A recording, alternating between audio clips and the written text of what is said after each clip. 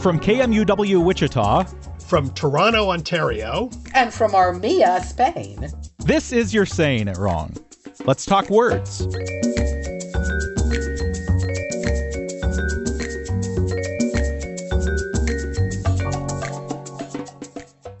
Hello, Kathy Petrus at your home in Armilla. Hello, Ross. You are there at your home in Toronto. And today we are going to fire up the flux capacitor because we are going back to 1985, the year Back to the Future took place. Now, please don't write in because I don't actually remember if you fire up the flux capacitor or how that technically works. But I do know that 1985 is when we went back to the future.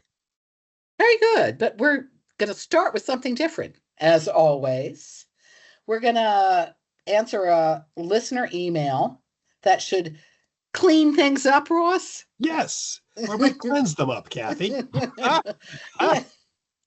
We got an email from a listener. I believe his name was Jefferson, but I could be wrong. And if I'm wrong, I'm very sorry. Who wrote, and I did love this email, so I'm going to read the whole thing. I cringe whenever I hear the word cleanse, if clean would have done perfectly well. What is it that they're really trying to convey here? Do you get cleaner by cleansing instead of cleaning? And what of a cleanser? Is a cleanser not just a fancy cleaner? The rabbit hole gets deeper when they start throwing around cleanly or cleanly. Does living a cleanly life come from cleansing or from cleaning? Is cleanliness the result of living a cleanly life, or is it just being clean enough? Help! Well, actually, this one really got to us because the interesting thing is cleanse is the older word. Cleanse was used far more frequently than clean initially, and it was used, clean wasn't even used. Clean popped up in the 15th century, in the 1400s, and then it gradually and then quickly pushed cleanse out of the picture. So it's actually kind of interesting to see that. But then Kat and I were talking, part of we think why people use cleanse is it sounds fancier, but there are usages of cleanse that I think you would use and you wouldn't use clean. Like you basically cleanse like your soul or something like that in a religious sense. Yeah, I would use it. Yeah, you never say that. Yeah. Yeah, I would use it metaphorically, right? I cleanse my soul, or I don't know, cleanse the house of evil spirits or something. I don't know. Yeah, you can't say I cleaned my soul, can you? No. It just sounds like you dusted. The other day when I was cleaning a house of evil spirits, I did say cleanse. Well, you said that you think people say it now to sound fancy. I don't really hear.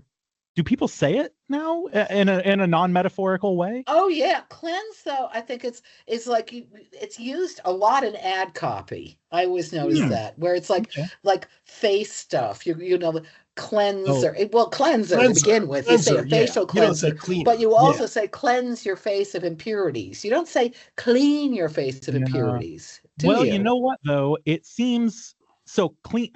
Maybe this is a reflection on how not well I clean things, but it seems like if you said clean your face, that would be like a surface level thing, like I wash it with soap and water. But if I cleanse it, then I'm getting something deep down into the pores. Like it's a lot. You're really Fletcher, you should start doing ad copy for skincare products. I completely agree with you. Cleanse to me has like an intensifier to me. I think it's an intensifier.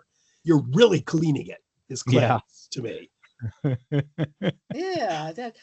you cleanse a lens? No, I'm thinking of my contacts. You don't say I'm cleansing my lenses, although I like how it sounds. I don't think I would say that I was cleansing anything in my house. Like even a deep clean, I don't think I would refer to as a cleanse. My body deep clean is different. But if there's pores involved. So pores are the key. Exactly.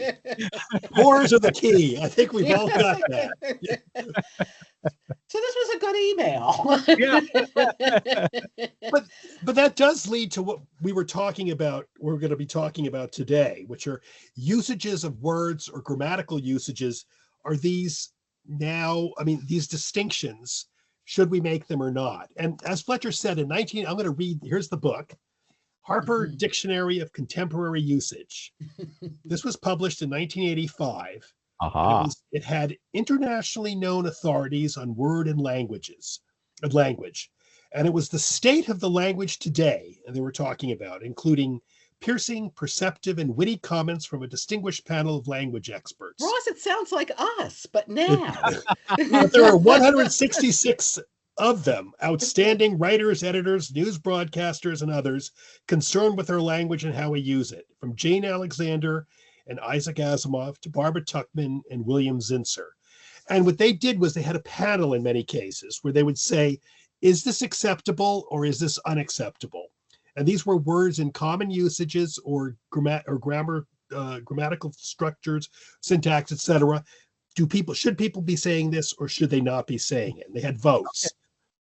And we're going to talk about the vote here. Okay. Oh, how much has changed in 40 years? Right.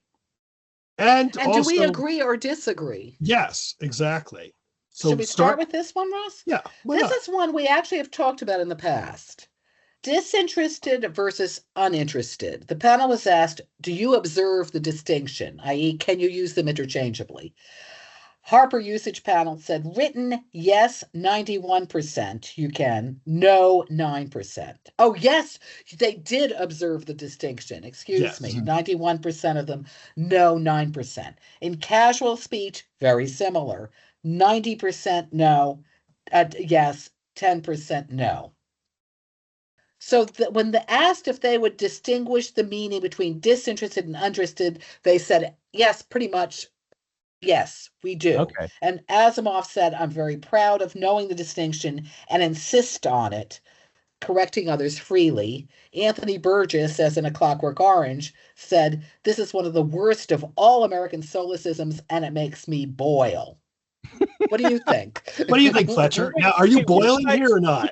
Which side of it was Burgess on? They're both on the side of making a distinction between the two.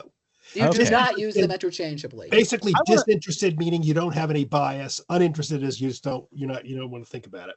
Right, and that is what they would mean. Yeah, like a judge is supposed to be disinterested. Right. But if you're not uninterested, we want the judge to be interested right now. Yeah, exactly. Well, I think it's funny that Asimov said, I'm very proud of knowing the difference and I correct people freely. If he's so proud of knowing the difference, then he recognizes that it's not necessarily, it's not a common thing to know the difference. And he's sort of admitting that he is not very accepting of people who simply are ignorant of it. Right? That seems like kind of a jerk thing to do. Yeah, I'm with you, and I usually like Asimov, but on this one, I'm again. I see what you're saying. Yeah, I'm not trying to say anything bad about Asimov beyond that. I just think, if you acknowledge that, then maybe be a little more accepting. I do kind of agree with them on the written version of it. It's interesting, though, because the Oxford English Corpus found that 25% of all citations did not observe that distinction. These are written citations. At the same time, I do agree with you. I like that distinction, but that distinction is very much fading, as we can see, 25% now, and it's becoming more and more common. Well, what interests me, though, no pun intended, what interests me is that in the past they coexisted as meaning the same thing in the farther back past. If you're going to talk about writers, John Donne, the poet, who was a pretty learned guy, used disinterested in the newfangled way to mean uninterested. So, what, Ross? Oh, no, I'm saying that's really interesting, too, because the prefix dis and un would actually, Kathy, that would actually go with what you just said. Because dis usually means a reversal or taking away the state or the action. So disinterested by the normal usage of dis would mean you're taking away your former interest. Un means you have no interest in it whatsoever, which is okay. So it sort of makes sense that it would be originally the reverse. Yeah, I disagree with both Asimov and Burgess, and and I actually like their books, but I'm sorry, guys, you're both dead, so it doesn't matter. But I disagree with you. Oh, that's funny because they're both dead, and I completely agree with them, which is not a good sign. I think that I don't think I'm not going to correct someone like Asimov apparently does, but I think that the distinction is pretty important. I think it's a nice distinction. A disinterested individual, I think, the judge is disinterested in the case. I think that's a nice word for a nice sort of. Why can't you just say not biased? I disagree with you. Because bias is sort of negative in a way. Bias to me has a slightly negative connotation, like you're not against this person for this reason. Whereas disinterested to me means like you're completely fair. And I mean, maybe I'm disinterested in the outcome of something where I don't really have any opinion on it. And I don't really of course I'm not biased, but bias has a negative tone to me. What do you think, Fletcher? Do you agree with that, what I'm saying, or not? I'm wondering if we're talking about slightly different definitions of the word interest more than anything else. Because we're talking about, if we say that the judge is disinterested, we're saying the judge does not have an interest, right? Meaning a stake on either side. Right. Whereas if I say I'm uninterested, that means I don't find this thing interesting. Right. Exactly. So I'm wondering if we're actually kind of talking about slightly different definitions of interest here, rather than really worrying. It seems like we're worrying about the prefix. But maybe these two words are using different definitions of interest, and that's a really good point. And that's where I don't see not biased as being a filler for disinterested, because bias to me implies a more than an interest. It has something like a prejudice against something. Oh, but I think that you're impugning bias a little bit here. Oh, I completely agree with you. I am impugning bias. But bias to me does have disinterested. Okay, if you don't use bias, say impartial. Does that work better for you? Impartial does, because bias. I just looked at the definition of bias. Usually, in a way, considered to be unfair. And disinterested doesn't have fairness in it. It means that you're completely impartial. But that's the point of disinterest. You don't have a negative. You don't have anything. I agree, but that's why I think I like disinterested. Impartial to me, again, has a slightly legalistic tone, whereas disinterested to me just means you're disinterested looking at the result of things. I don't know. You know what? The feel more than anything. I think though. I mean, I also like disinterested, but I also think it's kind of passed us by. If we say disinterested or even write disinterested, a lot of people are going to read it as uninterested. I'm not sure that we're going to get the idea across that we want to get across. That is the best point of all. I agree. And as a modern woman, I would just like to say, I think we have to accept it. Yeah. I think we do. I'm not going to fight it. I agree with you. I still like the old usage, and I'm lamenting the change in that old usage. Yeah. The next word I'm not lamenting. Okay, we have here. Okay, we have here careen versus career. Oh, and this is in the sense of the car careened down the street. Okay, the usage panel, 87% said this is okay. I'm inclined to agree. What about you, Fletcher? They said it's okay. They said it's okay to say careen. Yes, it should be. Yeah. No, I definitely think it's okay to do that. But I have more things to say about that. Go, Fletcher, go. Okay. We may have talked about this before, but is it the case that careen is more American and career is more British? I believe, wasn't that the case? I think that you're right. Mm-hmm. I'm looking at career. Okay, I'm finding all my examples of career in the OED are British. Careen. Chiefly US. Chiefly US. So I happen to notice this word when it comes up in movies or TV. Yep.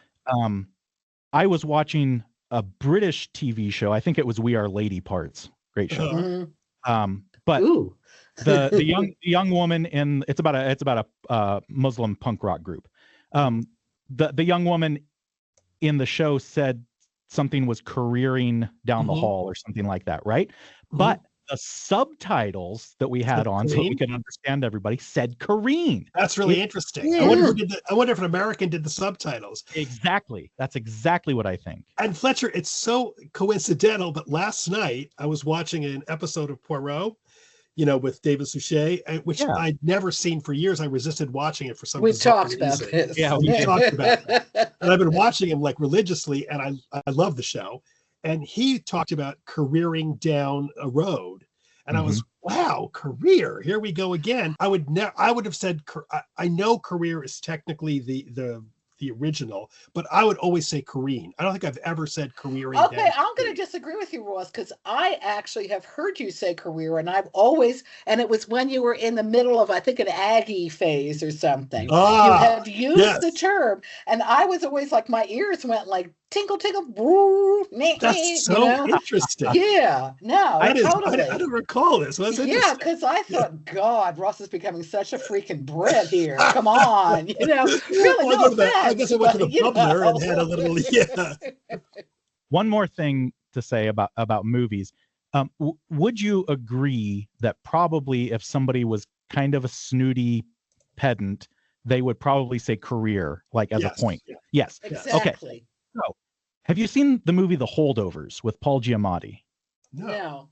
Okay, so he plays a private school instructor, and he's very like, I know all of these things, I know words, blah, blah, blah. There was a point during the movie when he yelled at a kid about careening down the hall, and I instantly thought they missed that. Yeah, right.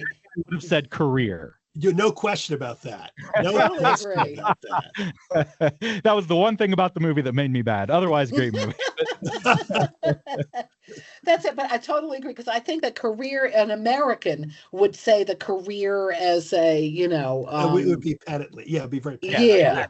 Yes. Which is why I took exception to Ross that one time. That's so interesting, because when we did this, I thought, I would have sworn I'd never said career in my life. It's so interesting, except as a career, whatever. But right. But the noun. Well, I don't think he would say my careen is my to careen be a writer. is not I also didn't know the original word of careen was to turn a ship on its side for cleaning, or to move in an uncontrolled way. You're tilting it's tilting on the side. I didn't realize that at all. We have so many words in English that come from ships. Oh yeah. Yep. Well, we forget. Well, they were important. And from French, here we coming out to another word for French. Chaise lounge versus chaise longue. Right. I can't pronounce the second. Very nice, Caps. Yeah. That was as good as my Dutch pronunciation. So we know that this is spelled chaise longue, Longue, right? Correct. But we all say chaise lounge. What did they say? In writing, is this okay in writing? Chaise lounge versus longue. Oh. They said yes, said 9%. You can use lounge. No, said 91%. Yeah. Okay. In speech, yes, you can say chaise lounge was 12%. No was 88%. Oh, wow. Yeah. Oh, wow. I think it's clear that you should write it correctly. Mm-hmm. I mean, that's the name of the thing. But saying chaise longue now would be weird. I completely agree with you. And it's interesting. There was a comment made by a grammarian. It's chaise lounge or chaise longue is kind of stuck in an intermediate stage of development, because we have the first French word and we're okay with chaise. We all agree. But the second word, and I thought it was interesting when Kathy sort of half jokingly, but kind of really had a little bit of difficulty with longue, you know? And I think that's a very real, I mean, she really illustrated to all of us the real problem with chaise longue. And I completely agree with you guys. I would never. I mean, chaise longue sounds really, talk about careening down or careering down. You know, with a chaise longue, it's just like too much. I think Yeah. I think it's dumb. I'm fine with chaise lounge. Yeah, Yeah. I'm astounded that back in 1985, 88% said you can't even say that. I mean, come Yeah. on. Yeah, Come really? on. Well, yeah, nah. And the No. thing that gets me also though is the problem is the long. I mean, it means long couch. It doesn't Right. mean a lounge, a Right. chair lounge. But I mean, we all think of it as stuff. I don't know. I don't know. But if you look at the etymology, even apparently long and lounge, I mean, lounge may have a similar etymology to long anyway. So, I mean, you know, long. I wouldn't worry about it. I really don't think this is a worry. No, I think you should just say chaise. You know, isn't that better? Yeah, that's fine. I agree. Yeah. And now we have an interesting word here. This didn't have a survey on it, but they hated it. Comment versus commentate. And I'm going to read what they said. Oh. They said commentate is a back formation of commentator. It's often heard in formulations like Nancy Weston will commentate the new fall fashion show. This is an item from the jargon of the cloak and suit trade and should remain there. There is one worse abomination, though. We have noticed occasions where a brace of commentators were reported as about to co-commentate a showing. And I just quickly, I picked up. We looked on online, and the Times from a year and a half ago. Eurosport hired him to commentate on the Australia Open. Okay, but then in 225, petitioned to have Ali McCoast co-commentating on Premier League games. But the trick there, though, Ross, is Premier League games. Yes. Good, Kathy. I both hate commentate and recognize that it actually has utility. What's the utility for versus comment? Well, because if you're just commenting on something, then you could just be making comments about it. If you're commentating, right, you're in an official capacity, you know, telling us on the air about something, you know, while it's going on. Interesting though, because the thing for me is commentate is mainly British. Yeah. I mean, that's why when I said the thing with the Premier League, I mean, obviously we're talking about football, not NFL football. So you would have commentating as a word. And British people, British friends and stuff always say commentate. I understand what you're saying about commentate is like, you know, if it's official, but I still stick at it when I hear commentate. Oh, yeah. I really do. I like I said, I don't like it. Like, it sounds really gross to me. I don't like it, but I get it. It sounds gross, but but the usage, I think that in 10 years we'll be used to it.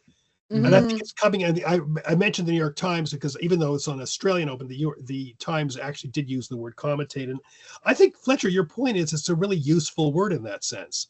Because I hear Eurosport hired him to comment, I get it slightly like, yeah, I really like that Australian Open. I don't get that idea of like actually doing work on it. So I think that's a good idea. Just curiously, the two of you, but it still sticks in my craw. I'm still not happy about it. I think it may be necessary. Yeah. This is a pet peeve of mine. Orient versus orient. I was just going to say that one. Yeah, Kathy, I when you said commentate was chiefly British, and I reacted very quickly because of orientate, because I, you know, being whatever I am, railed against orientate for a long time, and I still hate it, but I learned that it's pretty common in British English. Yeah, I have the same thing. Common. My friend was always saying something about orientate, and I thought you were smart. You used to be a teacher. You know, I was like, what are you doing? And she's a Brit, and orientate is the norm there. You don't say, or like orientation, I get, but saying I've got to orientate myself, it's like, no. But you know? But while commentate does have, as Fletcher pointed out, like a decent usage with it, orientate doesn't. Yep. And I have to accept orientate because, you know, the British who basically invented our language, used it. So, okay, but yeah, but we I'm not- improved it, Ross. We I don't improved like it. it. Yes, we have. And that's one word I do not like. I do not use it. I would not Orientate. write it. I'm not going to correct anyone. I'm not going to argue with it, but I'm never going to write it. Although one thing, Ross, say it with a British accent if you can. I'm really And bad then at it's okay. I mean, oddly orientate. I enough. can't do it. I sound like a Hello, let's orientate. No, I can't do it no, either. But I don't like it either. I still don't like it, No. even with that Still doesn't bad sound British good. accent No. that you did. Yeah. Thank you. Let's talk about your Dutch accent, huh? Sorry. The next one, this is an interesting one because Ross and I had a little, not argument, but a little debate about it. Badly, as in meaning a lot, as in the Democratic Party is badly in need of new leadership. Can I interrupt you for 1 second? That was from 1985. Then Times couple haven't of days changed. ago, we got a quote from the Financial Times 2025. The Democrats are badly in need of a messiah. I thought that was like the worst comment of, that really got me. Anywho, our panel from 1985. Yes. Wait a second. Now I'm getting confused, Ross. It's yes, bad. You shouldn't do it, right? No, you can do it. 77% said you can say badly as in a lot. Oh, okay. And 23% said no, you cannot. Okay. I didn't even know this was controversial. That was my feeling too. I hate it. Really? That was the Yeah, I don't interesting really thing. like it. Yeah, I don't. I don't really That's- care for it. Hunter, that's why we included it. Kathy, I thought maybe we should just, forget this one because no one thinks that. And Oh, Kathy Well, is among that hello. 23%. Why, My Kathy? guess would be it's a 1% now. My guess, I Kathy, don't is know. I mean, below.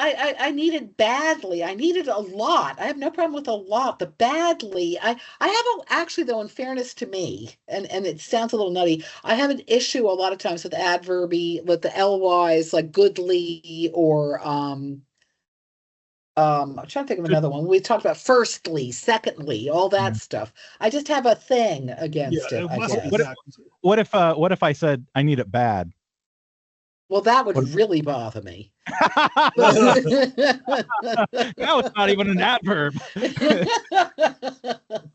I mean, I'd allow you to say it, but I would not be happy with you. But Yeah. see, that's what bothers me because I need some chocolate badly. You wouldn't mind.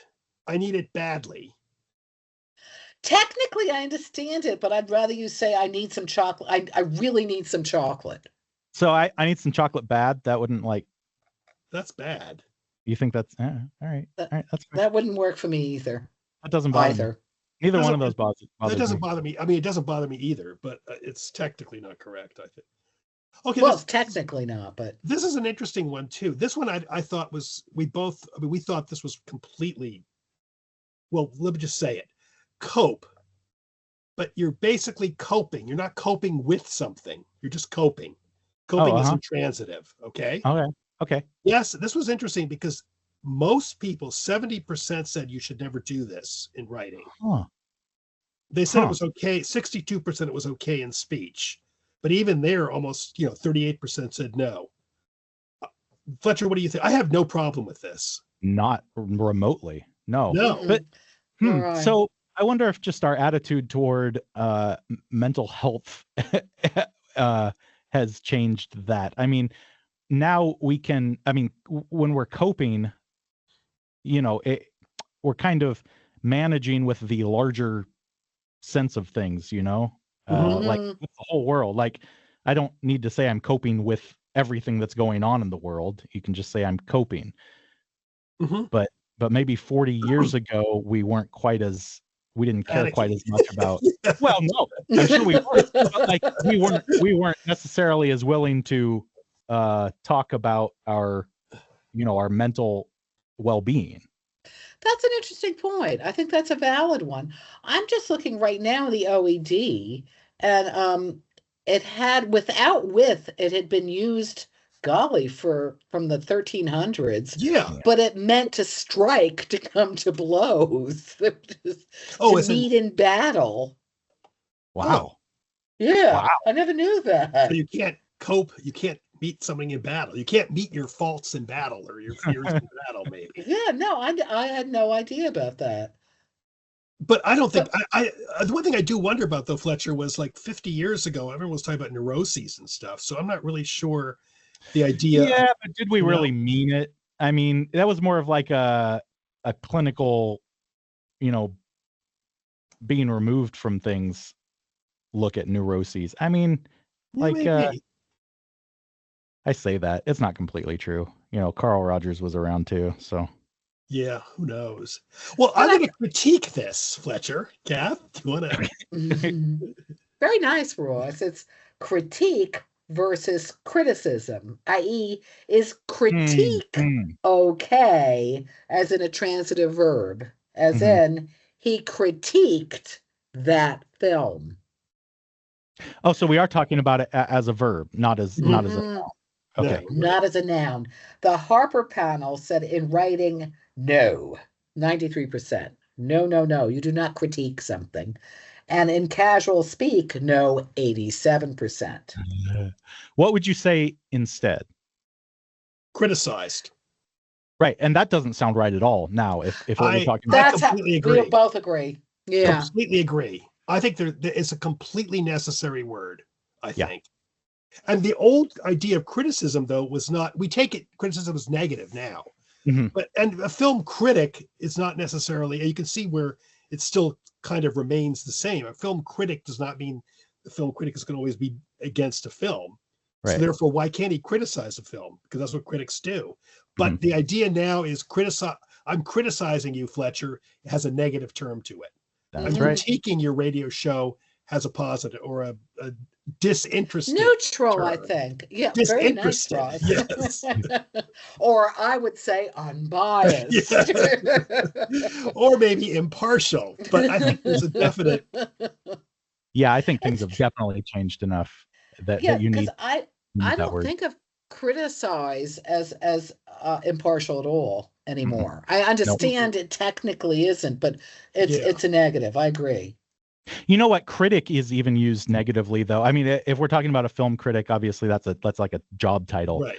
But I'm reading news copy, and they'll talk about supporters of the bill, blah blah blah, critics of the bill, blah blah blah. Right. That's a good point. Yeah, that word is definitely used negatively. I think so. I think you're absolutely right. Unless it's a job title, it is like the implication is negative. You don't say, as a critic of this, I find it wonderful. Yeah. Exactly. You don't. But I like the idea of someone's put a sentence, a critic can write a critique that may be full of criticism. I think that gives you a real. I love that. But Ross, I don't want you to demean yourself. Now that is interesting. Oh. Now, I was going to say, in the old, demean, we know what we usually use demean to mean. But there was an older usage which meant to conduct or behave oneself, usually in a proper manner. They have an example from Henry James. He might have been observed to demean himself as a person with nothing to do. Is the positive sense of this word obsolete? This was fascinating, Kath. Give him the percentage of people who thought. Yeah, this shocked me. Okay, this is like from 1985. 31% thought absolutely not. The positive sense is not obsolete. Oh my gosh! Wow. Yeah, I know, right? I would never use it in the positive sense. Never.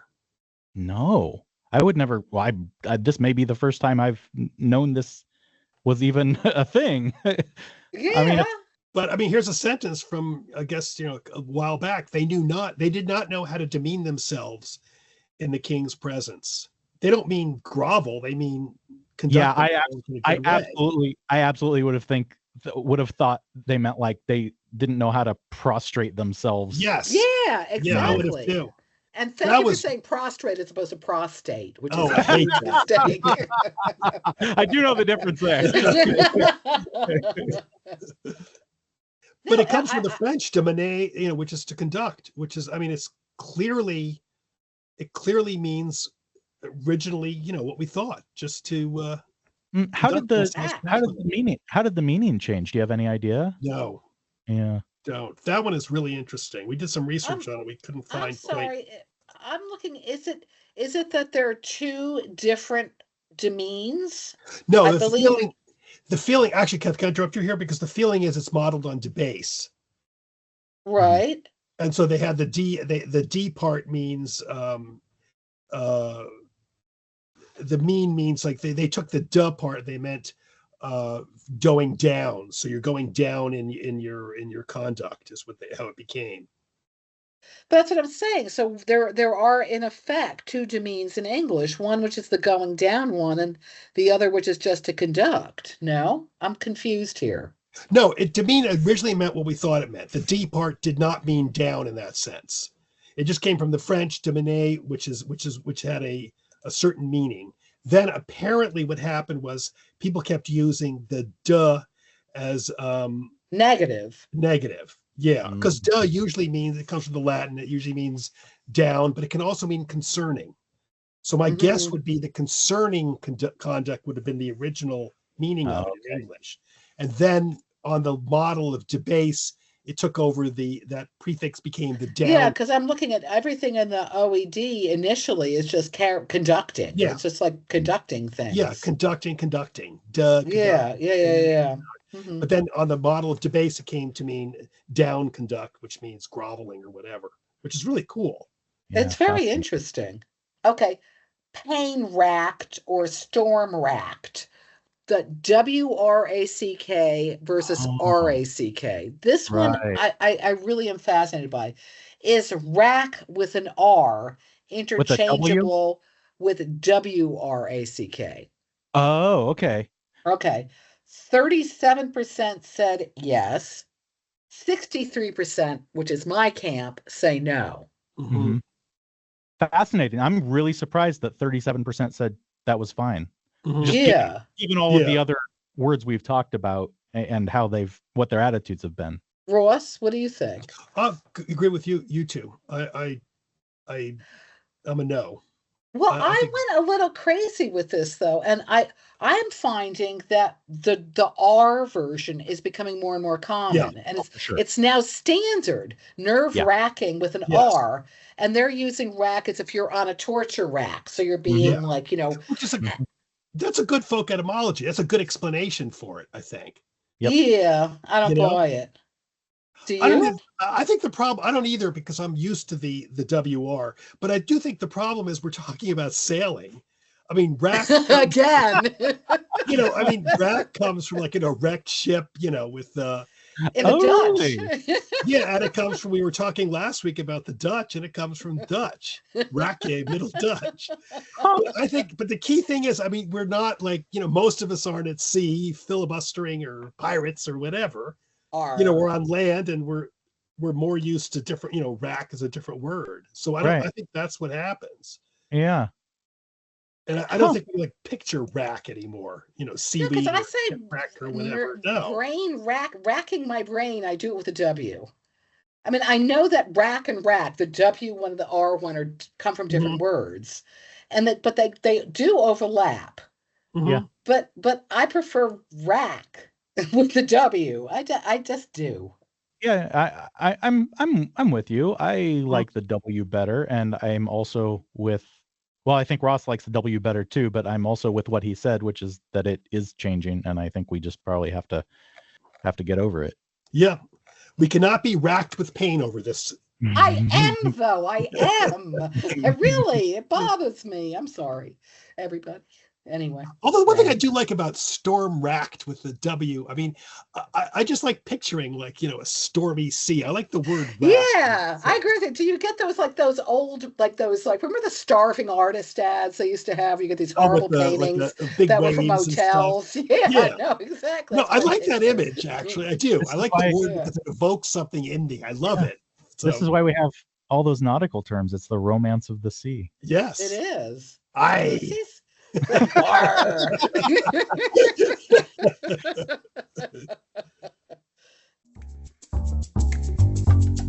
You're Saying It Wrong is part of the NPR network and is produced in the studios of KMUW in Wichita, Kansas by me, Fletcher Powell.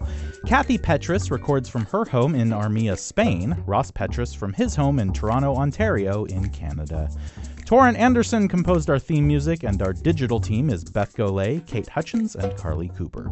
You can find all of our past episodes by subscribing to the You're Saying It Wrong podcast wherever you get your podcasts, or by visiting us at kmuw.org.